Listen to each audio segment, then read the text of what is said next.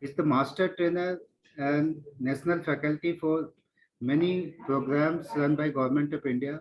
The important ones are HBS, NRP India, NRP, FBNC, KMC, etc. and preterm care.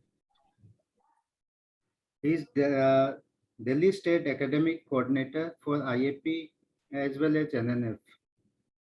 So we welcome Dr. Lallan Bharti.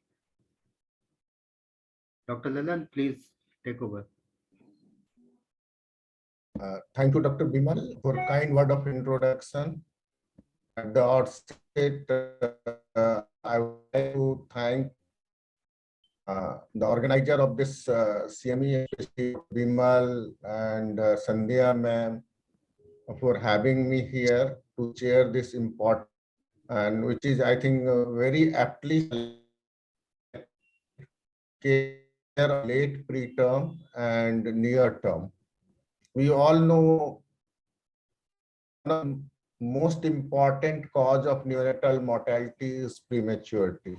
And if we see the world data, the worldwide premature birth is nearly 10%, and of which late preterm accounts for around 70%.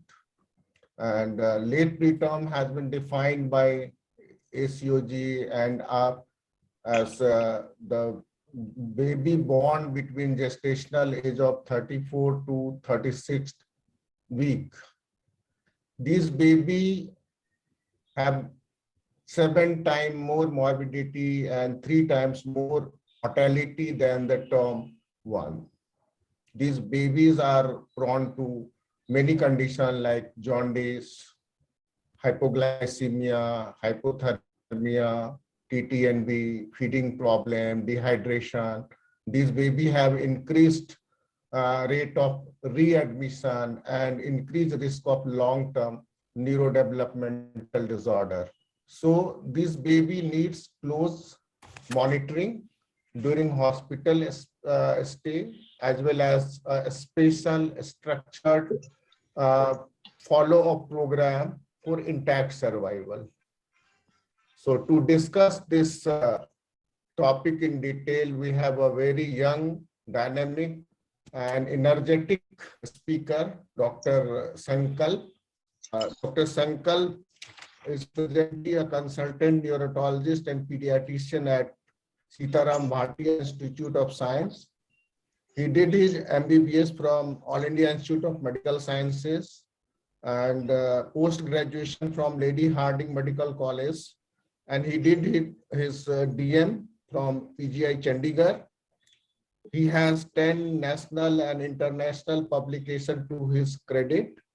He has presented various research papers in various conferences, and recently he got the gold medal in NeoCon 2021.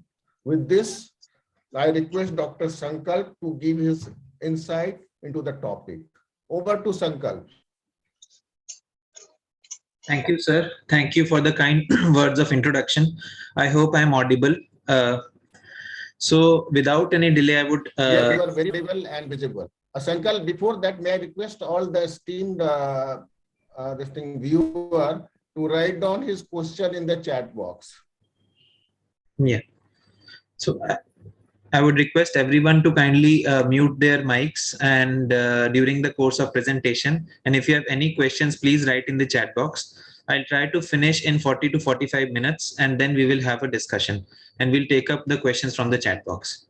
So why have we chosen this topic? A part of justification has already been done by Dr. Lallan Bharti. I would just like to reiterate that over the past few years, there has been an increase in number of preterm and early term babies. And these babies have been called the great imposters, meaning thereby that as far as their size is concerned, they look very similar to full-term babies, but they are actually physiologically immature and therefore are at risk of various kinds of morbidities, and therefore require special monitoring during their hospital stay and after discharge, and therefore should not be handled as a full-term baby, right? And which is what we are going to discuss today. And these problems may get missed in busy day-to-day practice. So in this session, we'll talk about definition of late preterm and early term babies, their epidemiology, the common morbidities that they face, and the management of these morbidities. First, the definition. So, Sankalp, can you make it to full PPT presentation form? It is still in slides form. So you in can PPT. show it in slideshow mode. It is not in slideshow mode. okay. It is, Sir, make it slideshow mode. Is it now a slideshow mode, sir? No, not yet. It's not in slideshow mode. Okay, okay, sorry. अब नीचे से करो, नीचे में In my computer, it's showing as slideshow mode. Huh? Okay, then go ahead, please. Go ahead. Is it slideshow mode now? No, not. No. Doctor संकल्प आप जो function keys है उसमें F5 प्रेस करेंगे तो probably it will show. Okay. In my computer, it's showing as slideshow mode. Okay, I'll just close the presentation and restart. Sorry. Just give me 1 minute.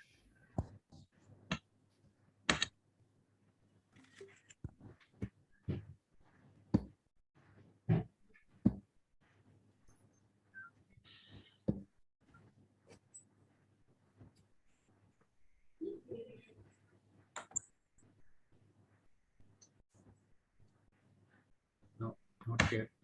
Okay. Is Still it it is not in slideshow mode. is it slideshow mode now?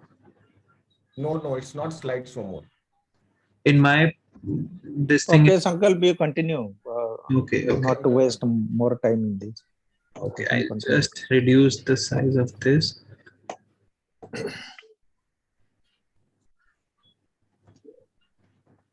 Okay.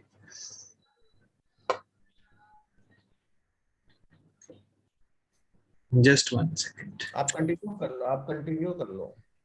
Okay, okay, yeah.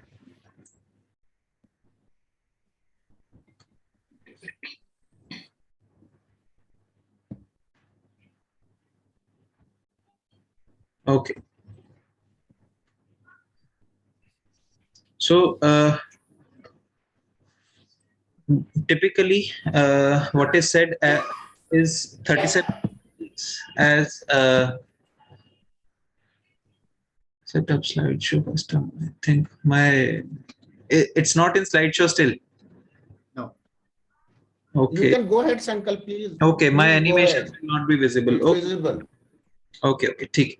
So typically 37 weeks is called the cutoff for full-term gestation, and deliveries less than 37 weeks are called preterm deliveries. Right. So just to reiterate, 37 weeks plus is called term, and it is more than 39 weeks is called full term.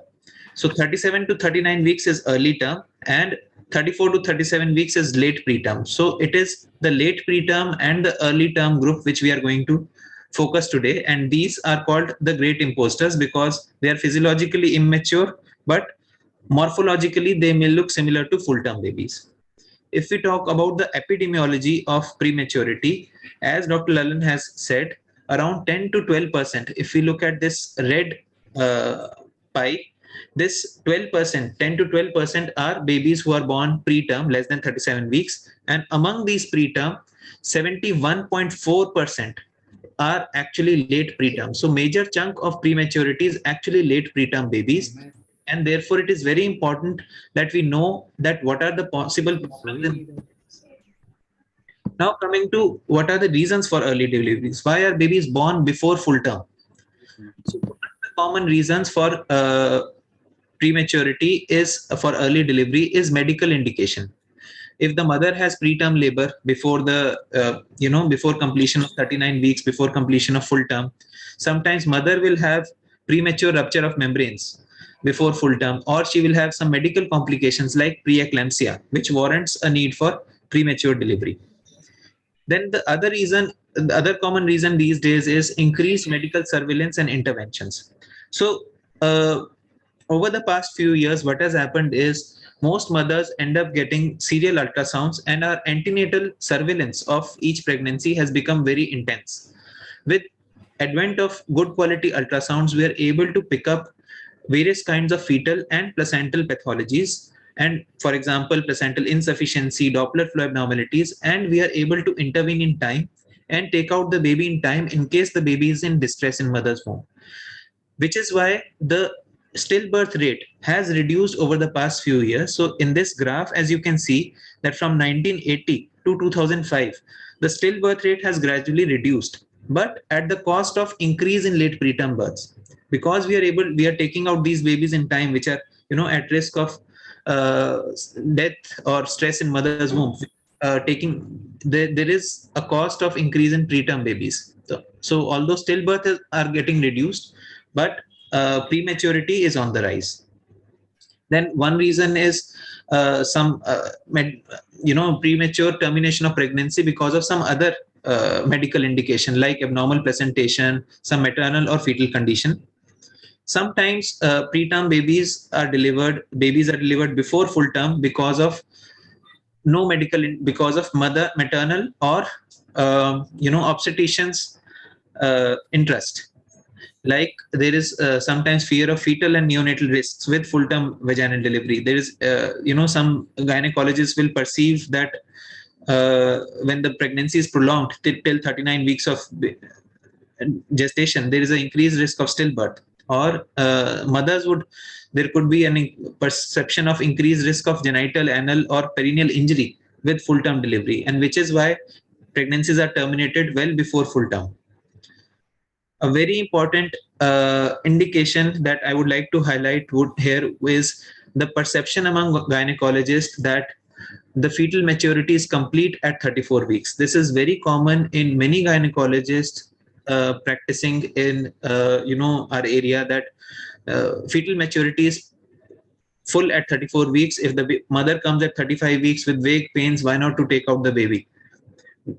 So this is what we are going to discuss in this presentation, that fetal maturity is not complete by 34 weeks. These babies are still at risk of various kinds of complications, and as much as possible, the pregnancy should be prolonged till 39 weeks of gestation. Then another reason for early delivery is multifetal pregnancies, which is on the rise with the advent of in IVF or assisted reproductive technologies.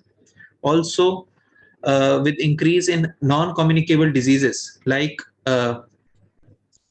hypertension, diabetes, etc., the gynecologists sometimes have to take out the baby in time, earlier than 39 weeks. Right? So these are all the risks of, these are all the reasons for early delivery. And this graph tells us what has been the trend over the past 20 years, over the past few years, and how have late preterm and early term deliveries increased. So the maroon bar here denotes the deliveries in 2008, and the blue bar denotes in 1995. So as you can see that deliveries among, so 39 to 44 week deliveries, they were more in 1995 as compared to 2008, while the babies born between 37-38 weeks or 34 to 36 weeks are more in 2008 as compared to 1995, which we have been discussing that over the past few years, early term and late preterm babies have increased because of the reasons that we have discussed. Now coming to morbidities in infants born early, the most important morbidity which presents immediately after birth is respiratory problems. These babies who are born well before time, they have increased risk of both respiratory distress syndrome and transient tachypnea of newborn. Respiratory distress syndrome, as we all know, is because of deficiency of surfactant, and transient tachypnea of newborn is because of delayed fluid clearance from the lung. And as this graph denotes, that these two problems, they increase exponentially as we go below 37 weeks. So babies who are born at 34 weeks are at 40 times higher risk of respiratory distress syndrome as compared to baby born at 39 weeks, and babies born at 34 weeks are close to maybe 15 to 20 times higher risk of TTNB as compared to 39 weeks. In fact, even babies at 37 weeks are at higher risk of these problems as compared to 39 weeks. So the myth that babies are fully mature, lungs are fully mature at 34 weeks is actually a myth and should not be encouraged and should be busted at all costs among the community, that babies born at 34 weeks have fully mature lungs and we can comfortably deliver the babies at 34 weeks. This is not the right thing. So what are the reasons for respiratory distress at these gestation? One is immature lung structure present before term, lack of adequate surfactant, and delayed fluid absorption. We'll discuss these in detail. So when the baby is in mother's womb, the lung matures and lung undergoes a few stages. There are 5 stages of lung development: embryonic stage, pseudoglandular phase, canalicular stage, saccular and alveolar stage. So it is in the alveolar stage that final secondary septation occurs, and final alveoli, which are the areas for gas exchange, they form. And this alveolar stage usually begins after 36 to 37 weeks of gestation. And before 36 weeks, the lungs are actually in the saccular stage where the expansion of air spaces is happening. And surfactant production is actually has just started and is increasing with gestation age, right? So babies who are born at 34, 35 weeks, the lungs are immature in structure. They are in the saccular stage, and the surfactant pool is also not enough to support the baby. And therefore, the risk of RDS, as we discussed, is 40-fold. And even at 37 weeks, the risk of RDS is 3-fold as compared to 39 to 40 weeks. So this immature lung, which is immature in structure, which is deficient in surfactant, has now been exposed to ex utero environment and is now expected to breathe on its own. This immature lung is also not capable of absorbing the water which is there. So when the baby is in mother's womb, fetal lung fluid is being actively secreted from alveolar cells. So our alveoli are lined by 2 kinds of cells. There are T1 cells and T2 cells. So both these cells are actively secreting fluid when the baby is in mother's womb. After delivery, the alveoli undergo into the absorptive phase. This happens because of increase in fetal epinephrine and steroid concentration during labor. And this activates the ENAC epithelial sodium channels, and this leads to a reabsorption phase in the epithelium. The expression of these channels in this lung is also gestation dependent, and peak expression occurs at term gestation. So preterm babies have reduced expression of these channels and therefore have a reduced ability to clear fetal lung fluid after birth, and therefore are at increased chances of TTNB and respiratory distress syndrome. So this we have discussed. This increased risk of respiratory distress because of both surfactant deficiency and delayed fluid clearance leads to increased need for CPAP and mechanical ventilation. So if we look at this graph, at 34 weeks, around 15 to 20% babies will need nasal CPAP, which is yellow, and mechanical ventilation, which is the green bar. So just 15 to 20% of babies still need either nasal CPAP or mechanical ventilation. And even at 36, 35, 36 weeks, around 5 to 10% babies need some kind of support and admission to the NICU. So definitely lungs are not fully mature at 34 weeks, and babies still need NICU admission and respiratory support of different kinds. And in fact, some babies would also need surfactant at this gestation. These respiratory problems are not just acute.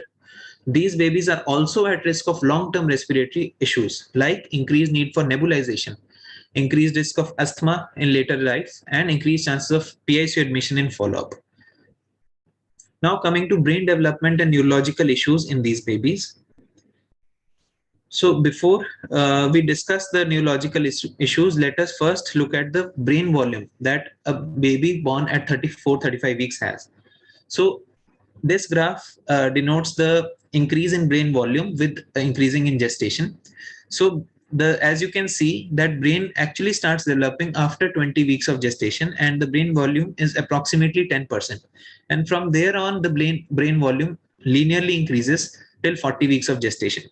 If we look at 34 to 35 weeks, the brain volume is approximately 60% of what is there at 40%. So at 35 weeks of gestation, brain weight is 65% of 40 weeks infant. The cerebral volume is 55% of a 40-week infant. The cerebral cortex is smooth. So, you would appreciate this fact that the baby born at 35, 36 week would usually have a weight of 2.5 or 2.2 kg, which is maybe 20% lesser, which is 80% of a full-term weight. So weight-wise, the baby is 80% of a full-term baby, but brain size-wise, the baby is just 50 to 60%. So this tells us enough about the physiological immaturity of this baby, the neurological immaturity of the baby. And if we look at the brain uh, structure in this figure, you would be able to appreciate that cerebral cortex is so smooth as compared to full-term baby, and the gyra and sulci are not fully formed, and the myelination and interneuronal connectivity is still incomplete at 35 weeks of gestation. So babies born with this premature kind of brain is they are also exposed to various form of medical conditions like hypoglycemia, blood pressure issues, infections, etc. And they also undergo a few insults after birth like periventricular leukomalacia and hemorrhage. And this premature brain, which was exposed to various kinds of insults like periventricular leukomalacia or hemorrhage, therefore leads to some increase in long-term abnormal long-term neurodevelopment outcome.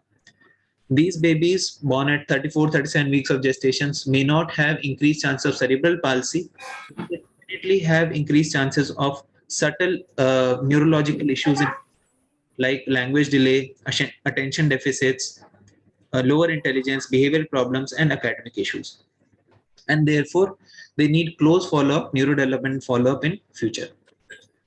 Now coming to one of the most important problems, clinical problems that we face with these issues, which is breastfeeding issues. Breastfeeding is a complex activity and it requires efficient coordination between sucking, swallowing, and breathing. Feeding difficulties are seen in up to 30 to 50% of late preterm babies. Why are these there? Why do these babies have higher risk of feeding problems? Now, if we look at the changes in minute ventilation with breathing, in this graph, the solid line denotes is for a full-term baby. The dotted line is for a preterm baby. So when the baby is doing continuous sucking or intermittent sucking, there is a dip in the minute ventilation. In a preterm baby, as you can see, the minute ventilation is already lower as compared to term baby, and it dips even further at the time of continuous sucking or intermittent sucking. And therefore, may have episodes of desaturation or apneas at the time of sucking, which are called deglutition apneas. So in another study where the synchrony between respirations and swallowing was assessed, it was seen that so the episodes, the feeding were divided into three groups. One where the respiration and swallowing was totally synchronized. One, there was slight asynchrony between breathing and swallowing. Third, when the episodes where there were overt apneas, where the sucking and breathing coordination was not there and the baby underwent complete apnea while feeding. So in babies who are more than 36 weeks of gestation, most of the feeding episodes, 46% of feeding episodes were synchronized. Some episodes were unsynchronized. However, the episodes of overt apneas were less. The babies who were between 32 to 33 weeks and 34 to 35 weeks, most episodes were unsynchronized. There were up to 21 to 22% where there were complete apneas, and only a few 13 to 15% episodes of feeding were there where respiration and swallowing were complete synchronized. So these studies tell us that these babies definitely have some issues with synchronizing the sucking, swallowing, and breathing. This poor coordination of sucking, swallowing, and breathing, along with reduced oromotor strength and tone, leads to a poor latch and poor effort, which leads to slow feeding, choking episodes while feeding, desaturation and apneas while feeding, which is called deglutition apneas, higher chances of breastfeeding failures. There are higher chances that the baby while feeding will get fatigued, will leave, and will stop breastfeeding even if the baby is not full. Right? So these babies are at higher chances of therefore dehydration and breastfeeding failure.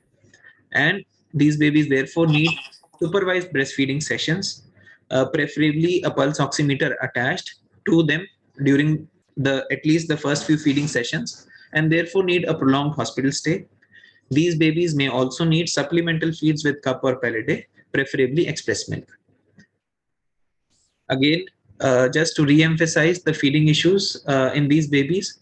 So as you can see, 60% in this study, up to 60% of babies who were born at 34 weeks had feeding difficulty, and this reduced as the gestation approached till 36 weeks. Many of them had poor latch, poor effort, episodes of apneas, and dusky appearance while feeding. Right. So the conclusion is that these babies need a lot of supervision during their hospital stay. The initial few sessions should be supervised by a lactation consultant or a pediatrician. A pulse oximeter should be attached during initial few sessions, and these babies, if need be, should be supplemented with cup feeding so that they don't undergo dehydration while the time they're learning breastfeeding. Then another common problem with these babies is inability to regulate their body temperature. Late preterm and early term babies have less brown fat, therefore they have reduced heat production. They have less white fat, therefore they have less insulation from cold. And they have a higher body surface to weight ratio, and therefore they lose heat faster as compared to full term babies, and are therefore at higher risk of hypothermia. They also have problems with their glucose homeostasis. Now, when the baby is in mother's womb, there is a constant supply of glucose from the mother to the baby through the placenta. After birth, the baby's liver has to produce glucose for the baby when the baby is not fed through gluconeogenesis or glycogenolysis. These babies have developmentally immature hepatic enzyme systems for these gluconeogenesis and glycogenolysis. Their adipose tissue lipolysis is also slower and immature. The glycogen stores are also reduced in these babies. The insulin glucose axis is also immature. So these babies are born with immature glucose regulated insulin secretion. So we have seen many cases, in fact, quite recently. And in one of those, we involved Dr. Anju also, where these babies, there was a preterm baby who had growth restriction, and in response to hypoglycemia episode, when the insulin level should actually go down, the baby had hyperinsulinemia, which was further exaggerating the hypoglycemia. So this immature glucose regulated insulin secretion is one of the reasons why they undergo hypoglycemia. And then associated factors like poor feeding, inability of mother to feed the baby, associated diabetes mellitus, associated placental insufficiency, which causes IUGR, antenatal steroid use also exaggerates the risk of hypoglycemia. So because of all of these reasons, these babies are prone to hypoglycemia, and the sugar record should be checked in the first few days of life, just to ensure that none of these mechanisms are interplaying and the baby is maintaining normal sugar records. Then comes one of the common problems that we see in preterm in all babies, which is neonatal jaundice. Now, this study in this table, there is a comparison of production to conjugation ratio in full-term in near-term babies born more than 37 weeks and less than 37 weeks. And as you can see, babies who are less than 37 weeks have a double production to conjugation index as compared to more than 37 weeks, and the difference is statistically significant. This means that the bilirubin production is much more as compared to the conjugation ability of the baby, and this is because of reduced activity of hepatic UDP enzyme in these babies. Also, these babies have increased enterohepatic circulation, and because of immature GI function and motility, there is reabsorption. So already the liver is not able to conjugate whatever bilirubin is being produced in the body. Whatever bilirubin is being conjugated little bit is being reabsorbed by the intestine, because there is immature GI function, because of immature GI function and motility, and therefore they are at higher risk of jaundice as compared to full-term babies. In fact, the American Academy of Pediatrics also suggests that these babies should be started on phototherapy at a much lower threshold as compared to full-term babies. So this is the American Academy Pediatrics chart, which we all follow for starting phototherapy in the first 7 days of life. The lowermost line is used for full-term, the uppermost line is used for full-term babies who don't have risk factors.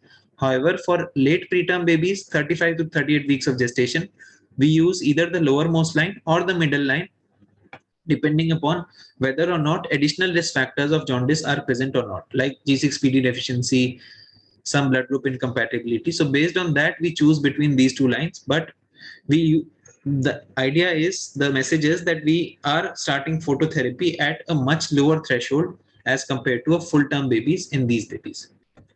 So to summarize, near-term babies or late preterm babies are at higher risk of temperature instability, higher risk of hypoglycemia, higher risk for breastfeeding failure and requiring palliative feeds of IV infusions, higher chances of respiratory distress and clinical jaundice than full-term babies.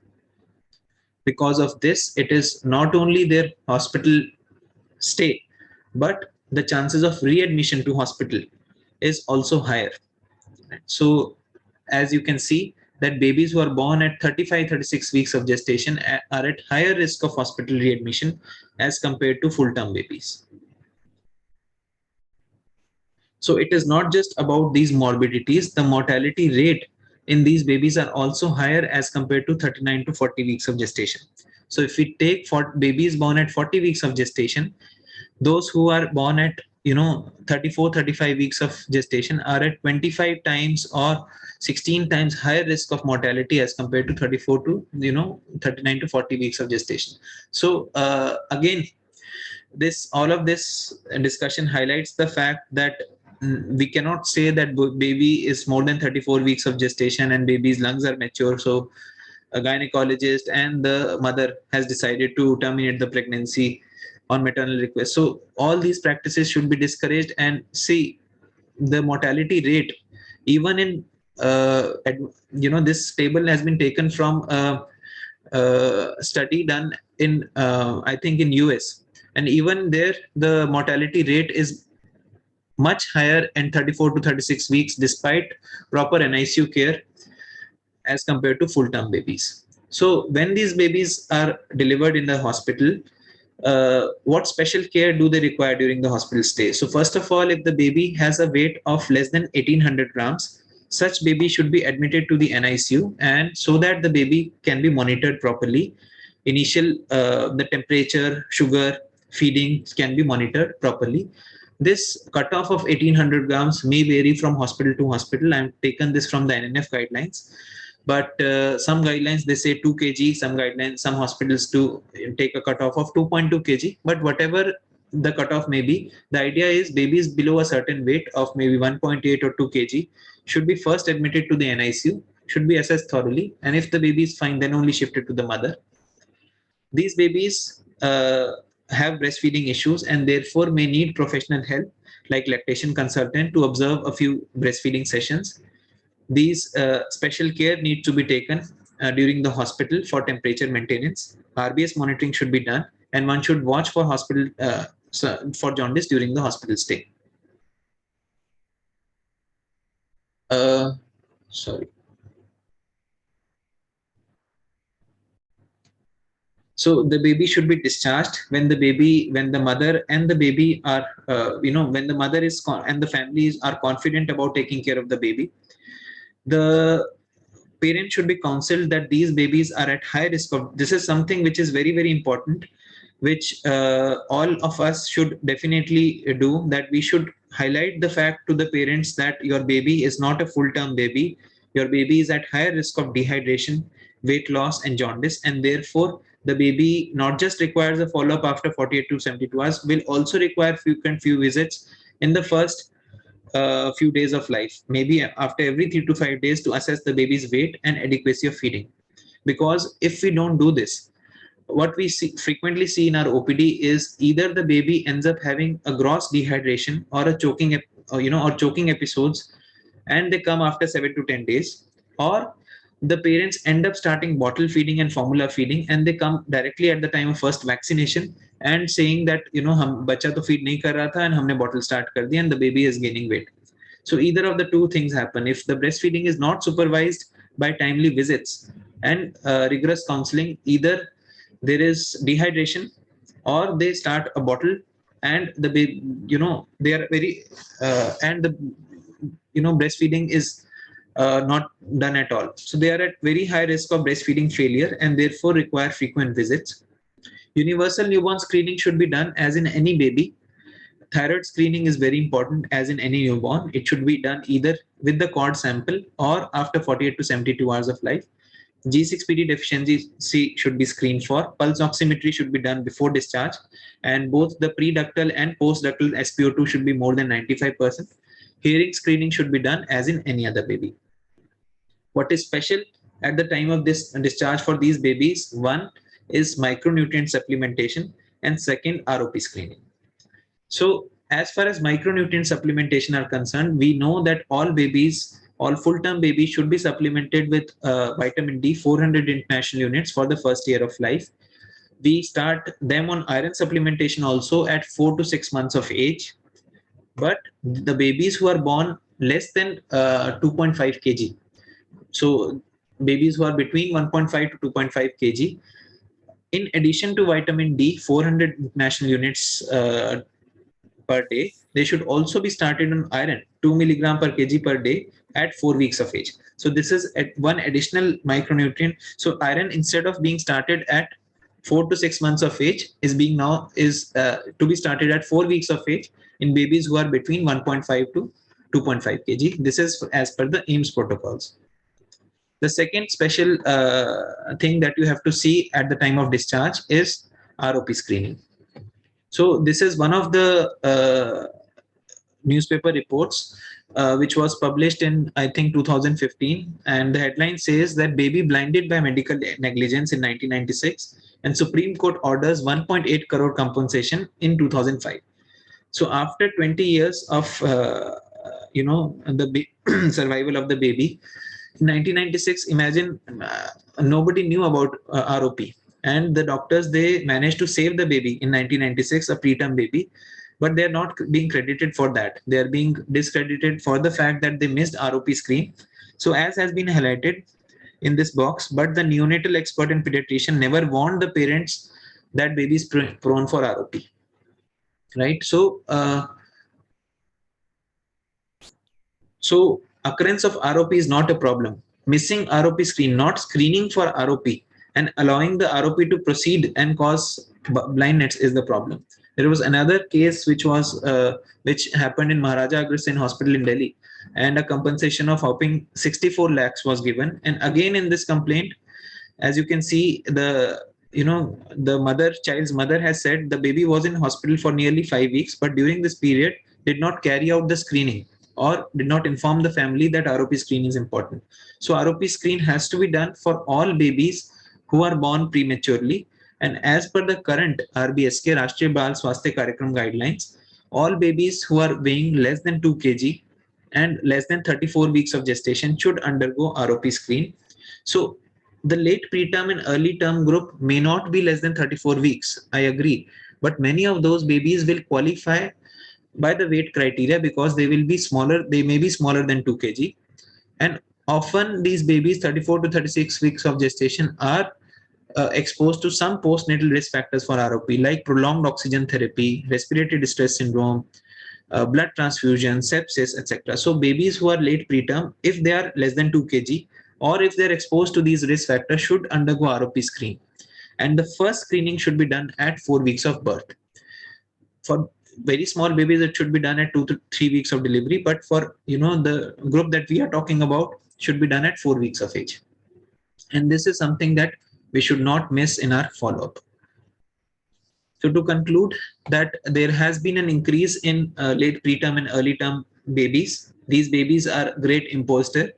By their morphology, by their weight, they may look like full-term babies, but physiologically they are immature. They are at risk of various problems like respiratory distress, hypoglycemia, jaundice, feeding issues, and they need close monitoring not only during their hospital stay, but they also need special care after discharge, especially ROP screening. So on that note, I would end my presentation. If there are any questions in the chat box, I'll be happy to take up. So Dr. Anju ma'am has written, later they are at risk of precocious puberty and metabolic syndrome, especially rapid weight gain in infancy. I agree with you, ma'am. And till now, we have been talking about neurodevelopmental follow-up. Soon, we will also be talking about cardiometabolic follow-up of all our preterm and growth-restricted babies. And I agree that all of them are at risk of NCDs in future. Thank you.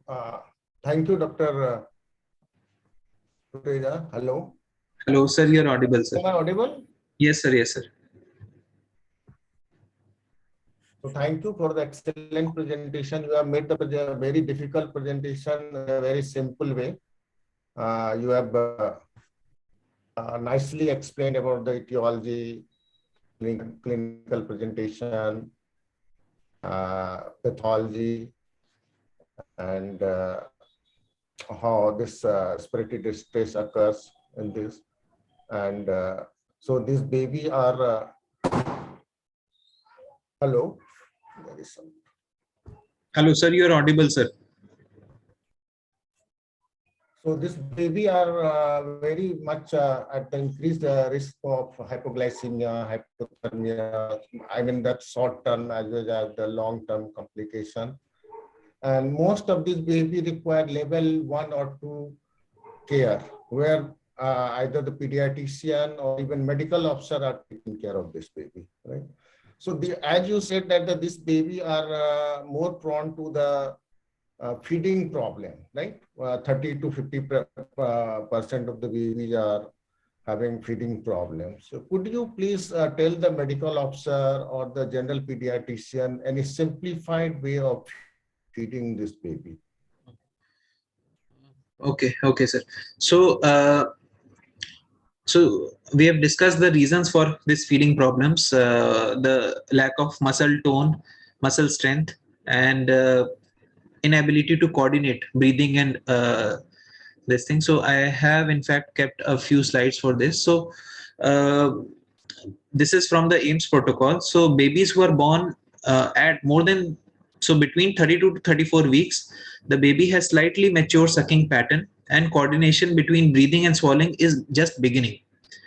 At 34 weeks, usually mature sucking pattern occurs, and babies as proceeds from 34 weeks onwards, the coordination between breathing and swallowing becomes more mature progressively till 39 weeks of gestation. So what is recommended is that for all babies who are born at 34 weeks, initiate breastfeeding. You observe the positioning, the attachment of the baby. You attach a pulse oximeter to see whether the SpO2 is, to ensure that SpO2 is not falling while feeding. There are no deglutition apneas.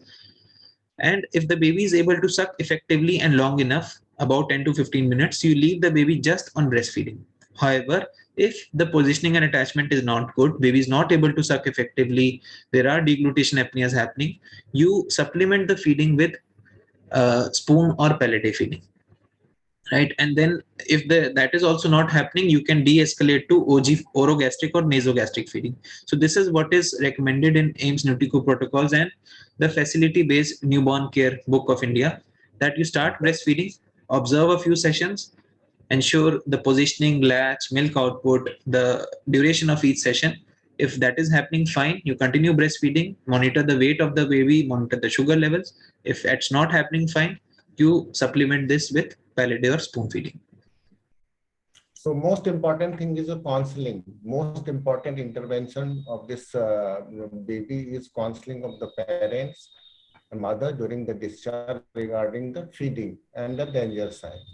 So before discharge, universal newborn screening, like you said, thyroid, G6PD, pulse oximeter, and OE test should be done. And in this regard, the government of Delhi has a program in place that is called NEEP program. So could you please, if you know, could you please explain to the pediatrician regarding this NEEP program? So this universal newborn screening we have been doing in all private hospitals. Now the government of India has also started it free of cost at all government hospitals also, and under the leadership of Dr. Seema Kapoor at MEMC. So under this program, all the babies will be screened for these common problems like thyroid deficiency, for congenital adrenal hyperplasia, etc. And this would be free of cost, would be done at all government hospitals. So it just reiterates the importance of universal newborn screening. And quite often, like when patients question us कि thyroid क्यों कराना है जी, बच्चा तो बिल्कुल ठीक है, we tell them this about this program in our OPDs, that now the government has also realized and it's doing. This is not my personal decision to get a thyroid screening. It's a government of India mandate that all babies should undergo a thyroid screening, irrespective of whether they're full term, preterm, or whatever. So that is what it And is. they are also focusing on the ROP screening, and do not forget about the ROP screening as you have mentioned, right? So it is. And regarding that, there is a question by Sandhya ma'am: is there any role of probiotic? Okay. So ROP screening is not just important for the baby to prevent the baby from progressing, progression of ROP in blood. It's also important, medico-legally very important for the doctor, as we have discussed that the negligence fees is often hefty, and because the court often keeps in mind the amount of damage and amount of disability that loss of vision causes to the patient. So I think it's something which is very, very important and should not be missed. So as far as Dr. Sandhya has asked about micronutrient supplementation and probiotic. Yeah. So micronutrient supplementation, all babies less than 2.5 kgs should get vitamin D 400 units per day, just as a full-term baby. Iron supplementation, instead of being started at 4 to 6 months, should be started at 4 weeks of gestation, 4 weeks of postnatal age for these babies at 2 milligram per kg per day. There is no role of regular probiotics in these babies. However, probiotics may be used in 2 indications. One, babies who are less than 32 weeks of gestation, who are at risk of necrotizing enterocolitis. That is one scenario where some NICUs use probiotics, babies who are less than 32 weeks. The second is all growing term or full near-term babies who are having colic problems. So for prevention of NEC, we often use Lactobacillus rhamnosus GG or Bifidobacterium. And for treatment of colic at 4 to 6 weeks of gestation, we often use Lactobacillus reuteri. So these are the 2 broad indications of probiotic use for in newborn period. Some of these milk products had started off with the with probiotics in them for the preterm babies. That's what I was asking. Okay, ma'am. Ma'am, first of all, one should tell all the parents that try to give mother's milk as much as possible. No, apart from because mother's milk will have probiotic, Definitely. prebiotic, everything. Everything is there in mother. Yeah. And as far as formula is concerned, if some parents ask me which formula is better, this one has probiotic. So my standard answer is all formulas are equally bad. Yes. What about HMF? HMF is usually for less than 32 weeks and less than 1.5 kg, ma'am. Regularly give it. Less than 2 kg, less than 32 weeks and less than 1.5 kg. Twice a day. Not twice a day, with each and every cup feeding. I think it will be 10 sachets, 10 to 12 sachets per day. In mother's milk? Yeah, so it is human milk fortifier. So has to be put in express breast milk. So ma'am, these babies who are less than 32 weeks are often fed with OG tube or with cup feeding.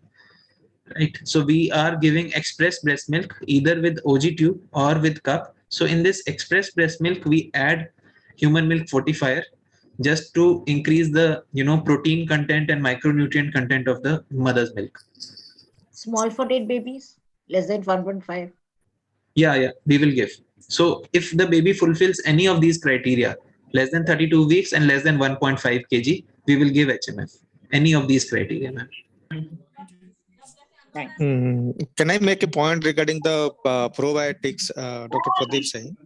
Sir.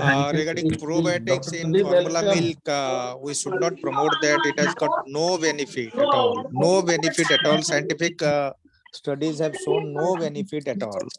And for it should one if at all formula is required, if at all, because we don't promote formula. As Sankalp said, it's a big no for formula feeding. Better to give breast milk or express breast milk. Just a minute, sir. Excuse me. I request Dr. Bimal to kindly mute the participants which are who are not speaking and there is background noise. Yeah, thanks, Sankalp. So formula with probiotics, no evidence. And regarding HMF also we should know detail about HMF, how to mix with the breast milk, because it is, as Sankalp told, it is human milk fortifier. So if someone is getting formula milk, then it is not required at all. And in breast milk also, it should be equally divided and should be added. And all aseptic precautions should be taken when you are mixing HMF with your express breast milk.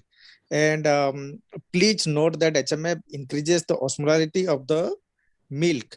So high osmolarity in if we mix a whole Secy, actually 25 ml with 1 Secy of one Nestle that it is producing, and some recommends 50 ml. So you have to see the sachet and then only mix. And mix it appropriately. Suppose a baby is taking 15 ml, you have started and reached up to 15 ml through tube feed or through paladi or cup, then no need to mix full Secy for that actually. So be careful when you are using HMF. In our NICU, we follow if the baby is receiving 200 ml per kg and baby is gaining weight appropriately, we don't use HMF. If baby is not gaining weight, then we consider to reduce the volume of the milk, then we'll add HMF. Okay, so for HMF, you have to be careful, mix appropriately, then give. And formula with probiotics, to me, it's a big no. Thanks. Thank you, sir. Thank you.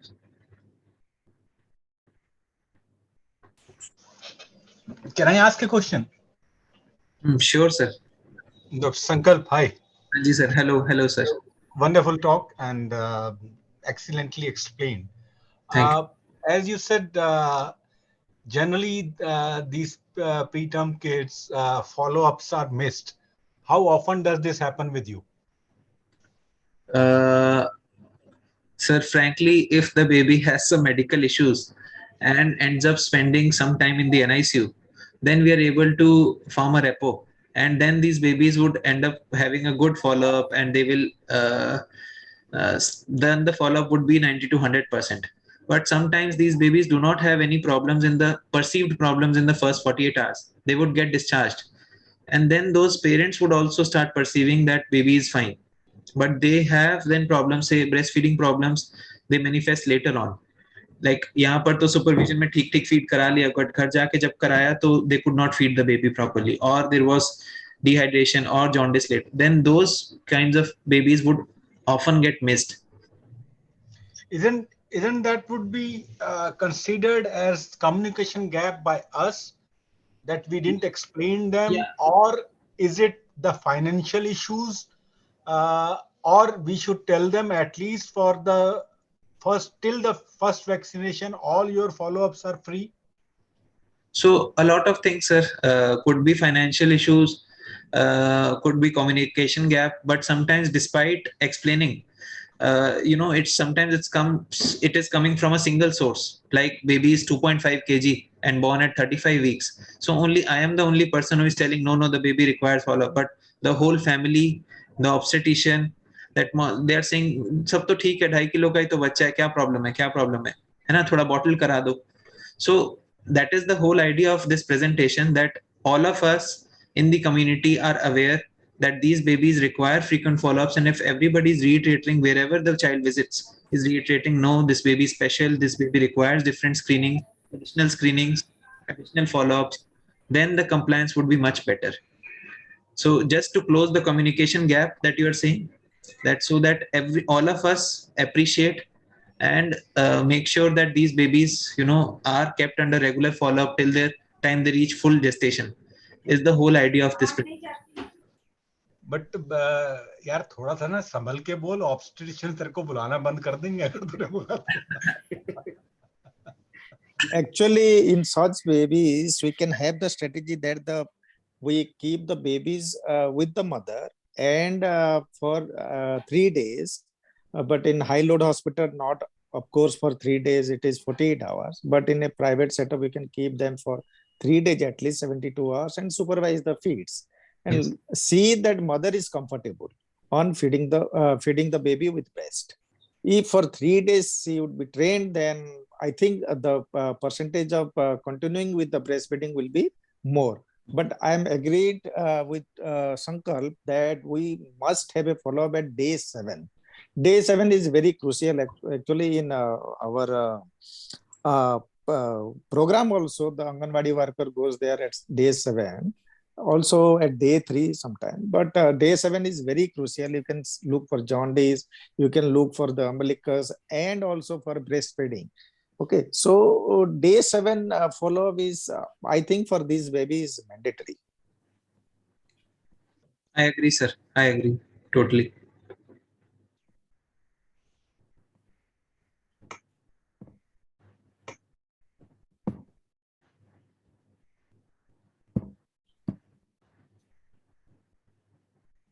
So Dr. Anju ma'am has written that the insistence on regular follow-up and these problems should be mentioned in the discharge summary, so that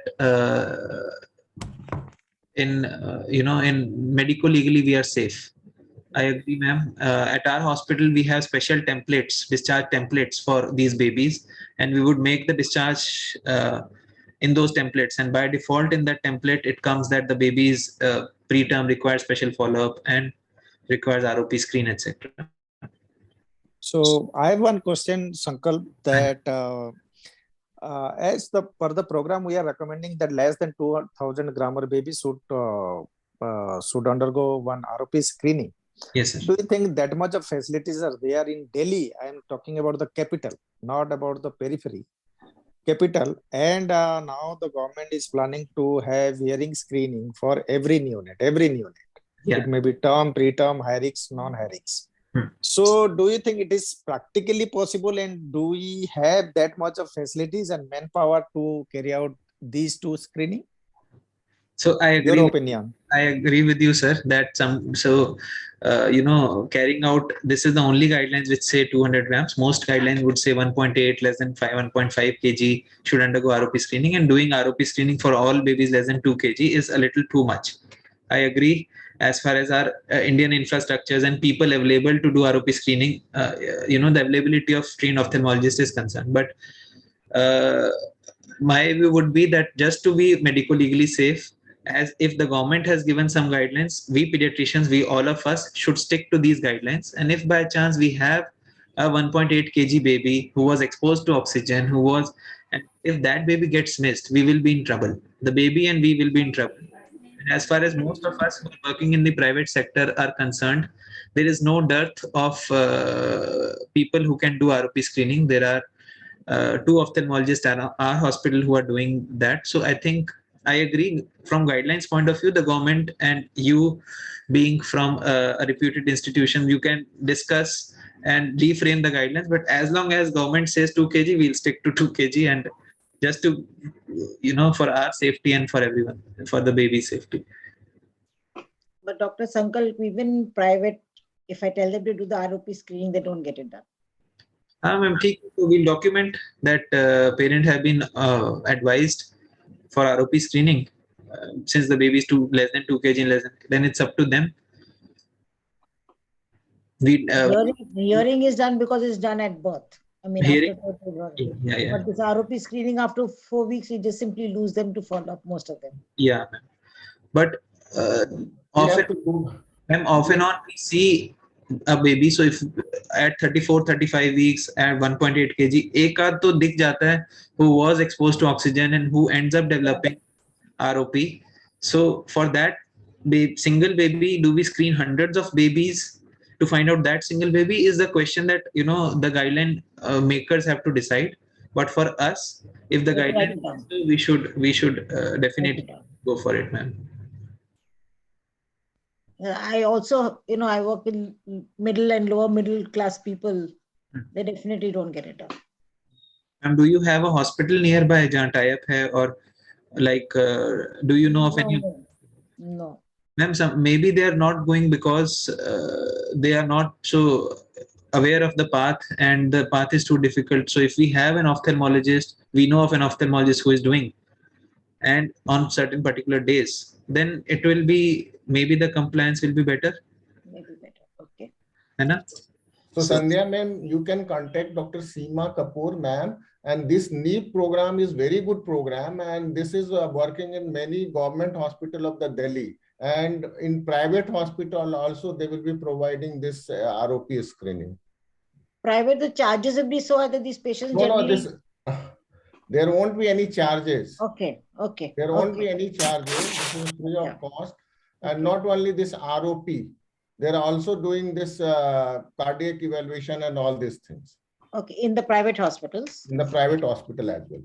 So please send her now. No, okay, I'll share the number. Yeah, so then I can, at least for the poorer patients, we can send them there. And I'll send you the phone number of the ophthalmologist that does ROP screen at our hospital. Please. He's quite motivated to do ROP. He does screenings at Rainbow, Fortis, all the tertiary hospitals in South Delhi. So I think for children of lower socioeconomic strata, he'll definitely consider. And if we can fix one day that, for example, every Friday at 2 p.m. doctor will come and do ROP screening, you have to come on that day. I think maybe the compliance would be better, ma'am. Yeah, definitely. So please share the number. So whenever we have a patient, they can connect to 3-4 hospital in a day. That's what they are doing in the government hospital. They collect 3-4 hospital, and they do on Friday or Saturday or whatever day they will fix. Yeah, so please share the numbers. That's very important for us to keep. So at least we can write to them. Please go there. That's very important for us at least. So my question to Dr. Pradeep sir is, sir, is there any particular day where ROP screen is done at Safdarjung Hospital? Yeah, we have initially had one day, that is Thursday, and now we have on Wednesday and Thursday. But this is only and only for intramural babies. They haven't started, Ophtha department has not started yet for outborns. Outborn babies. Okay. Yeah. So we can't refer our children for screening to... currently, no. We are planning to extend it. Okay. We'll have a talk with the Ophtha department and let us see what they will say for this. Okay, sir. Okay. So I think there is no more questions. So okay. Once again, I thanks all the viewer, excellent interactive session, and so this patient really are more risk of these late preterm, has more risk of long term as well as short term complications. So these baby really need a structured follow-up program for the prevention of long term complication and for intact survival. So with this, over to the organizer, Dr. Bimal. I think I should thank everyone for attending this excellent talk, Dr. Sankalp. Thanks a lot for such a nice topic. You decided on the topic also. That was very good for us. Thank you. Yeah, and of course for the hope it was useful. Online, that was the biggest help which we could get for the last 2 months. Last year and this month also, 2 months also. So 3rd of March we'll be starting our physical CMEs. And the first one is at this time it is we'll send